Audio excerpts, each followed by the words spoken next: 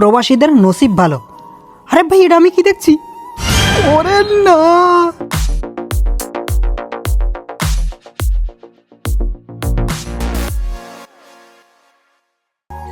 আসসালামু আলাইকুম প্রিয় দর্শক, কেমন আছো সবাই? আশা করি সবাই অনেক ভালো আছো। আমি সৌদিতে থাকি, কম বেশি তোমরা সবাই জানো। তাই আর একটা নতুন ব্লগে তোমাদের সবাইকে স্বাগত জানাই। আজকে আমি এই ভিডিওটা করছি প্রবাসীদের কিছু বাস্তব কথা নিয়ে এই ভিডিওটা করছি। আর তোমাদের অনেক ভালো লাগবে যদি প্রবাসীদেরকে তোমরা পছন্দ করে থাকো, তবে অবশ্যই কমেন্ট করে জানিও যে তোমরা প্রবাসীদেরকে ভালোবাসো কিনা। আমি এই জায়গাটা কেন দেখাচ্ছি, একটা কারণ, আমাদের দেশে থেকে বিভিন্ন দালালের মাধ্যমে ধোঁকাধাড়ি করে আমাদের মতন প্রবাসী ভাইদেরকে এই বিদেশে পাঠানো হয়। আর তাদেরকে এখানে এনে বিভিন্ন প্রতারণার মাধ্যমে তাদেরকে এই উট চালানো বা ছাগল চালানোর কাজ দেওয়া হয়। আর এই সমস্ত জায়গাতেই তাদের বেশিরভাগ কাজ দেওয়া হয়। মরুভূমি তো রয়েছেই, কিন্তু একটা জিনিস ভালো করে ভেবে দেখো, এই যে জায়গাটা এত সুন্দর, কার না ভালো লাগে? বাস্তব কিন্তু উল্টো চিত্র দেখায়। এখানে প্রচুর পরিমাণে বিষাক্ত পোকামাকড় রয়েছে, সাথে এই জায়গাটাও কিন্তু ভয়ঙ্কর, একদম নিরিবিলি, লোকালয় থেকে অনেক দূর। প্রবাসীর জীবনটা দেখতে যত সহজ মনে হয়, বাস্তব কিন্তু ততটা নয়।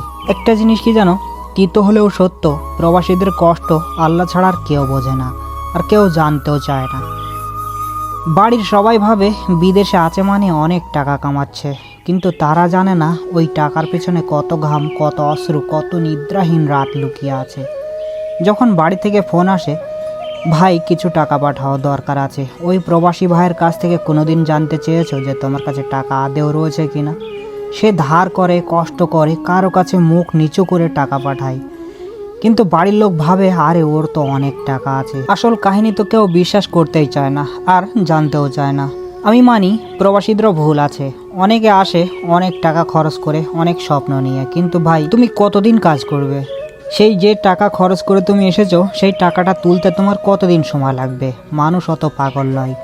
তাই যতটা প্রয়োজন ততটাই বাড়িতে পাঠাও, যখন থাকবে না তখন ডাইরেক্ট বলে দাও যে ভাই আমার কাছে টাকা নেই। টাকা যখন থাকবে তখন পাঠিও।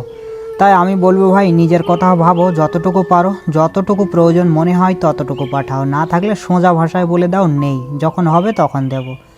আর একটা অনুরোধ রাখি বাড়ির মা ভাই বোনদের প্রতি, নিজের সন্তানকে নিয়ে ব্যবসা করো না, কারণ বিদেশে টাকার গাছ নেই। আমি প্রত্যেকজনের উদ্দেশ্যে এমন কথাটা বলছি না, এমন লোক প্রচুর রয়েছে, কিন্তু অনেক লোক রয়েছে যারা ছেলে বা ভাইকে অনেক ভালোবাসে, কিন্তু পাঠানোর আগে একবার ভেবে দেখো সে কি সামলাতে পারবে একাকিত্ব, পরদেশে কষ্ট, মানসিক চাপ। সবাই সফল হয় না, সবার নসিব একও হয় না। দেশে অনেক দালাল আছে, সুন্দর কথা বলে, স্বপ্ন দেখায়, কিন্তু পাঠিয়ে দেয় এমন জায়গায় যেখানে মানুষ নেই, কিছু হলে দেখার কেউ নেই, শুধু আল্লাহ তাআলা ছাড়া। তাই যদি তোমার ছেলে, ভাই, স্বামী, আত্মীয় বিদেশে থাকে, তাকে একটু ভালো কথা বলো, তার জন্য তোমরাই সব। রাগ করো না, তাকে বোঝার চেষ্টা করো, এই প্রবাসে নিজের মানুষ ছাড়া কেউ নেই। আর একটা কথা মনে রেখো, পর কখনো আপন হয় না, কিন্তু আমার মনে হয় এই পররাই আপন হয় এই প্রবাসে। সবার নসিব তো এক নয়, সবাই স্বপ্ন নিয়ে আসে, কারোর পূরণ হয়, কারোর হয় না। কিন্তু অনেক প্রবাসী ভাইরা সত্যি অনেক কষ্টের ভিতরে থাকে। সেই সমস্ত প্রবাসী ভাইদেরকে আমার তরফ থেকে স্যালুট জানাই। কমেন্ট করে জানাও তোমরা এখন কোন কাজ করছো, কোন শহরে রয়েছো। আর সেই সব মা বোনদেরকে বলবো তোমরা কমেন্ট করে জানাও তোমাদের ছেলে বা ভাই কোন শহরে রয়েছে আর তারাই বা কী কাজ করে। আমার জানা মতে অনেক প্রবাসী ভাইরা রয়েছে যারা এরকম জায়গাতে কাজ করে, অনেক উঁচুতে উঠতে হয় তাদের। আর তাদের যদি কোনো রকমে আল্লাহ না খাস্তা যদি বিপদ হয়ে যায়, তাদের দেখার এখানে কেউ থাকে না।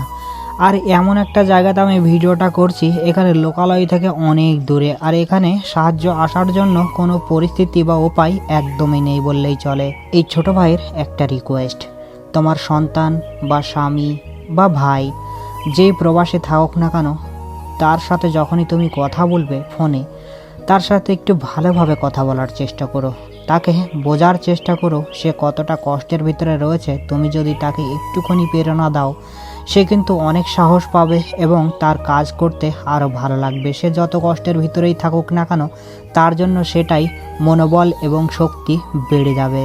সামান্য কিছু টাকার জন্য জীবনটাকে নষ্ট করে দিচ্ছে অনেক প্রবাসী ভাইয়েরা, আমি নিজে চোখে দেখেছি। জীবনটাকে অত সস্তা বানিও না। সত্য কথা বলতে তুমি সত্যি অনেক নসিব এবং ভাগ্যবান এই প্রবাসের মাটিতে। ও ভাই ভাই, আমি কি পড়ে থাকতে দেখেছি জানো? তোমরা বিশ্বাসই করবে না। চলো চলো, দেখো দেখো দেখো কি পড়ে পেয়েছি, দেখো এই দেখো এই জঙ্গলের ভিতরে কি পড়ে রয়েছে, দেখেছো এখানে কি পড়ে রয়েছে? এ দেখো জুম করছি আমি, দেখো ভালো করে। এই দেখো সৌদির রিয়াল পড়ে রয়েছে এখানে এই জঙ্গলের ভিতরে। এই টাকা এলো কোথা থেকে? একটু কমেন্ট করে জানাও তো। আমি সত্যি বলছি ভাই, নিজেই বিশ্বাস করতে পারছি না। বন্ধুরা, আমি কিন্তু এই টাকাতে একটু হাত দিইনি। আর তোমরা অনেকেই রয়েছো যারা হয়তো ভুল ভাবতে পারো যে আমি এই টাকাগুলো আমি নিজেই রেখে দিয়েছি। এখন বিশ্বাস করাটা না করাটা সেটা একান্তই তোমাদের উপর। কিন্তু এখানে টাকাটা এলো কীভাবে সেটাই আমার প্রশ্ন। একটা মনের ভিতরে প্রশ্ন জাগছে, সেটা হলো যে এখানে লোকজন হয়তো ঘুরতে আসে, তাদের কাছ থেকেই হয়তো পড়ে যেতে পারে টাকাটা। তোমাদের কি মতামত কমেন্ট করে অবশ্য জানিও। আমি এদিক ওদিক দেখছি, তোমরা হয়তো ভাবতে পারো যে আমি এদিক ওদিক আবার দেখছি কেন। না, এদিক ওদিকে দেখছি যদি আরও কিছু পড়ে পাই তাহলে তো আমি একবার কোটিপতি হয়ে যাব। ভাই, আমি টাকা কিছু পড়ে পেয়েছি, সে টাকাটার পরিমাণ হলো 10 রিয়াল। আর 10 রিয়াল আমাদের টাকায় হতে পারে মানে মোটামুটি ওই 300 থেকে 400 টাকা। আর এই টাকাটা আমি যখন বাড়িতে যাব, মানে ঘরে যাব, ঘরে যেতে যেতে যদি কোনো প্রবাসী ভাইকে যদি দেখে থাকি তাকে দিয়ে দেবো, আমি নিজে রাখবো না। এই 10 টাকা আমি কী করবো ভাই, তোমরাই বলো। এই যে দেখতে পাচ্ছ 5 টাকা এবং 5 টাকা এদিকে ওদিকে দুই জায়গায় পড়ে রয়েছে। আর এই টাকাটা আমি কোনো প্রবাসী এক ভাইকে দিয়ে দেবো। তা ভাই, এই ভিডিওটা দেখে তোমাদেরকে কেমন লাগলো? আর আমার বন্ধুকে জানালাম ভাই আমি টাকা পড়ে পেয়েছি, ও বললো নিয়ে চলে আয়, কাউকে দেখতে পেলে তাকে দিয়ে দেবো। আমার বন্ধু বললো এদিক ওদিকে দেখ যদি আরও কিছু পাস কিনা। আমি বললাম না, 10 রিয়ালই পড়ে রয়েছে। তা তোমাদেরকে কেমন লাগলো ভিডিওটা অবশ্যই কমেন্ট করে জানিও। যদি ভালো লেগে থাকে অবশ্যই লাইক করো।